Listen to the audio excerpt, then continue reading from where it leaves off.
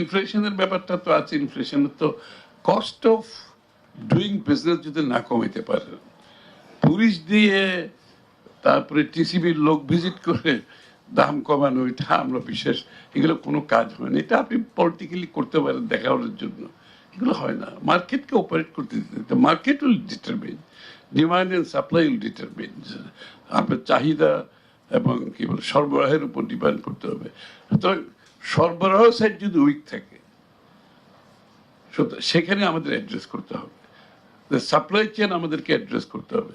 Cost of doing business কমে আনতে হবে।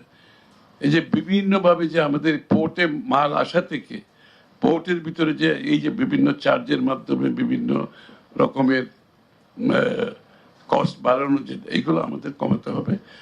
কাস্টমসের যে দীর্ঘসূত্রিতা, এটার জন্য অনেকের কস্ট চেয়ারম্যান সাহেব কাজ করছেন, আমরা এটা তো স্বীকার করতে হবে। কাস্টমের দীর্ঘসূত্রিতার জন্য যে কস্ট বাড়ে, এটা তো আমাদের বুঝতে হবে। একটা কন্টেইনার যখন পোর্টে পড়ে থাকে, এটা কস্ট বাড়ে। ট্রান্সপোর্টেশন অতিরিক্ত চার্জ করে কস্ট বাড়ে। রাস্তায় যখন চাঁদাবাজি করে কস্ট বাড়ে। সুতরাং আমাকে কস্ট অফ ডুইং বিজনেস কমে আনার জন্য যা যা মেজার আমরা চেষ্টা করতেছি। আপনারা দেখবেন ডিরেগুলেশন, আমাকে তো সবাই এখন ডিরেগুলেশনের উপর প্রশ্ন করতে শুরু করেছেন।